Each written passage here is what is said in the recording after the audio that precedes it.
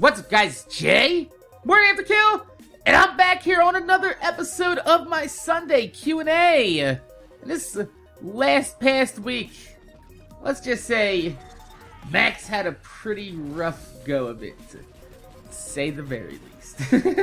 It seems like whenever something goes wrong, life just sort of has a way to toss on an extra heaping handful of shit just right on top to make sure that things are sufficiently shitty. Earlier this week, I lost quite a bit of money out of my pockets when my girlfriend did the laundry and she never checked the pockets, so someone at the laundromat had a really great fucking day because 2 years later, after the return of my Q&A, those of you guys out there that are still wondering, my girlfriend still hasn't picked out a fucking dryer for the house. Serious. I totaled it up. Literally, she spent more on drying our clothes at the laundromat the last 2 years than it would have just cost to buy a fucking dryer. So, not only is that few $100 gone just drying the clothes, but also a few $100 is gone out of my pocket as well. Not to mention that the same day that happened was on my way back from Philly picking up a brand new pair of shoes from Kicks USA, and god damn it, my Thunderbird decided to fry the fucking head gasket on the motor, which is gonna be a pain in the ass to fix because the whole supercharger and the charge cooler pipes and that whole assembly, the intercooler, all have to come out of the car. It's just one big fucking headache. I also crunched my ACL again, and since my ACL just isn't healing this time, it's most likely I'm probably gonna have to go in for surgery sometime before the end of the year to fix it, or else it's just gonna keep popping every few months. It's swelling up and just feeling like it's actually legitimately bleeding inside my knee, even though it's not. And any of you guys that's ever had any type of ligament or tendon damage, you know exactly the pain that I'm talking about. Just feels like it's burning all up inside there. It's just not a great feeling. And to boot, my friend's mother, the woman that took me in as a teenager when my mom kicked me out, she had a heart attack this week. She's been in a hospital for the better half of this week, so forgive me if I seem a little bit on edge lately on stream or social media. It's just been a pretty shitty week for me, and even though I've been through a lot of shitty shit in my life, I still don't deal with the stress very well, and I become very self-destructive to the people around me because of it. And I don't mean to do it, it's just kind of the way that I am, the way my brain is hardwired, but never the matter. There's no point in bitching about any of this because complaining ain't gonna fix it. So I'll just take my sucker punch from life and just move on and keep on with the keeping on. So how about we get ourselves into some of the questions that you guys left me last week. But before we do, don't forget to leave a question this week in the comments down below, and maybe next week I'll be answering yours. But the first question of the week comes from Jaden, who wants to know if I ever looked or wanted to look for my dad, and what would I say to him if I found him. I'd probably be like, surprise, motherfucker! Nah, seriously. It's pretty funny that you asked this, because recently, like, not too super recently, but back around Thanksgiving, I stopped around the way to see my sister, who's the daughter of the dude that's supposedly my dad. However, she looks exactly like my brother, and I look like neither of them, which is even more evidence to one of the reasons why I think my mother initially cheated on my father, got pregnant with me, he found out, and that's why he bounced back when I was born. The backstory aside, we were sitting there talking, and my sister casually mentions that over the years that she's been in contact with him, and they write letters to each other every now and again. my mind was like, that's news to me. But since we never really talk about it, it just never came up. But I was under the impression that he just straight up bounced and had no contact with any of his children whatsoever. So it was a bit of a surprise to find out that all these years my sister actually not only was talking to him, but had his address. But like I said, we've never talked about him to each other, so it just never came up. But she offered to give me the address so I could contact him myself, and, you know, without hesitation, I was like, nah. I mean, really? What do you say at that point? You'd be like, hey, yo, what's going on, dude? Thanks for nothing? Or do you have him tell me that the reason that he left was because my mom was batshit crazy? I don't need him to tell me that shit. That is something I already been known. Truth be told, though, the only reason that I would ever want to contact him at this point would be for not only just lineage tracking purposes, but for hospital and medicinal purposes of knowing exactly, you know, what type of ailments run inside my family. But be honest, man, I'm not searching for any answers. There's no validation that motherfucker can give me, so why go ahead and dredge the waters searching for some sort of parental connection in life when that connection has already been severed a long ass time ago? Not just with my dad, but with my mom as well, because even though my mom died last summer and my father is still alive, they've both been dead to me for years and years. So you know what they say, just let the dead rest, let the past remain. So the second question of the week comes from Grant Spengler. Wonder if he's a Ghostbuster. Who wants to know if I've ever been to a high school reunion? If so, how was it? Motherfucker, I didn't even go to my high school prom. You're talking to the person that's got kicked out of like 3 different fucking high schools. Which reunion am I gonna go to? Seriously though? Fuck no. How about no, Scotty? Scotty doesn't know. Seriously, are you kidding me, man? Like, hell to the no, to the no, to the no. Fuck those motherfuckers, man. Even though most of the people I went to school with, I knew well since before high school. I'll say it again. Fuck those motherfuckers, man.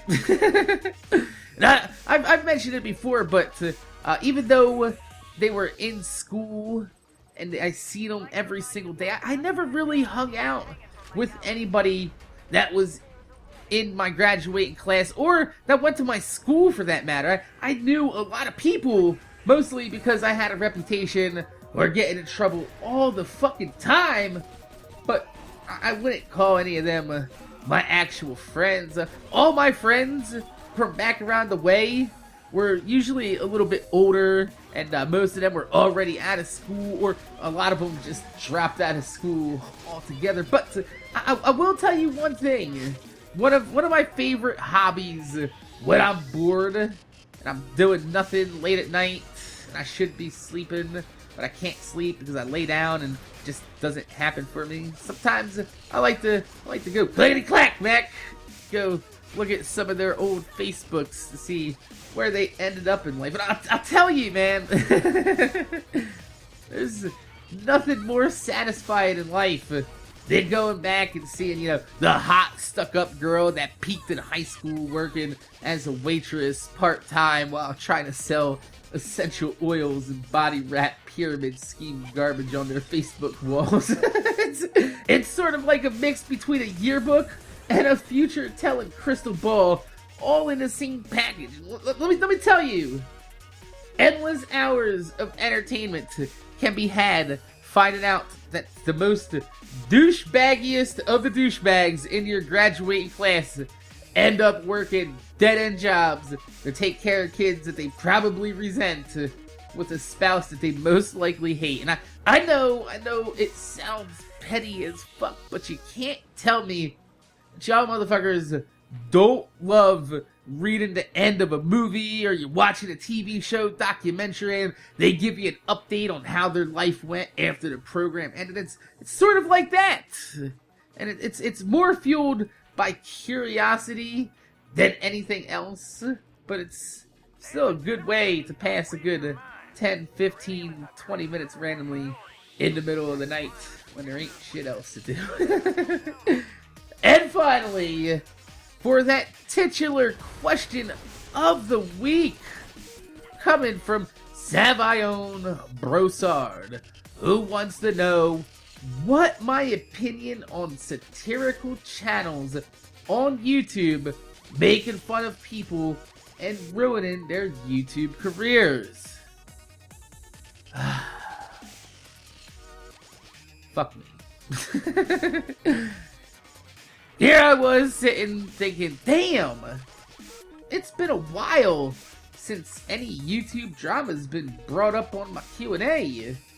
Obviously, that means that all the drama on YouTube has been solved, and we've all learned how to come together to form a cohesive and cooperative community built on positivity and helping others grow, right? That's what that means? Right? That shit is far from the fact. You know, in the past, I've always tried my best to avoid commenting on other streamers, YouTubers, and content creators, but recently, man, these motherfuckers are making it real fucking hard to ignore some of the shit that's been going on in the YouTube community, especially with the recent influx of Satire, or also known as Cringe YouTubers, who, if you don't know by now, are YouTubers whose entire catalog of content consists of uploading videos that do nothing other than pick apart somebody else's video and make fun of it for a good 5 or 6 minutes, all in the name of humor. Basically, if you think Ricky Gervais, if he made gaming videos on YouTube, this is exactly what they would be, which I wouldn't have a problem with. I love the Ricky Gervais brand of humor, where you just take something so awkward or something so backwards in the world and you completely tear it apart, shred by shred, exposing the utter ridiculousness of the subject matter at hand. A good example of this is when Ricky Gervais, during one of his stand-up shows, he points out that people will clap for somebody that says on stage, "I'm finally clean of heroin after 10 years. Yet, no one will clap when he says, "I've never done heroin a day in his life." Showing, you know, the utter ludicrousy that people will celebrate a recovering addict more than they'll celebrate someone who's relatively stayed clean their entire lives. The problem I have with these YouTubers that are doing it is not their content or their humor. Everyone loves a bit of satire about the bullshit world that we live in and interact with on a daily basis. But you know what's not okay? Is the chosen targets of these satire attacks, most of which are very young children or people who have obvious mental health issues and are incapable of defending themselves properly on the internet, when hundreds of thousands of their fans flock to these targets' channels and flood their social media with just the most hateful, toxic shit that you've ever seen in your life. That is fucking wrong. 100%. And I've always been a proponent of the fact that it's impossible to be cyberbullied when all you need is to just block the source of the hate. However, there's always exceptions to the rule, and this is going to be one of those times because it is impossible to ignore hundreds of thousands. I'll say that again. Hundreds of thousands of people sending you messages like, kill yourself. I hope you die in a fire. Or I hope you get cancer. When are you getting cancer? Cancer would be lovely on you. And, you know, when they all come flooding in at the same time, it's impossible to ignore that. And these YouTubers, they hide behind the false banner of, oh, I never sent them to their channel to say terrible things. Oh, wow, gee willikers, how did this happen? Motherfucker, you knew exactly what you were doing when you were making the video. As a YouTuber, you know your audience.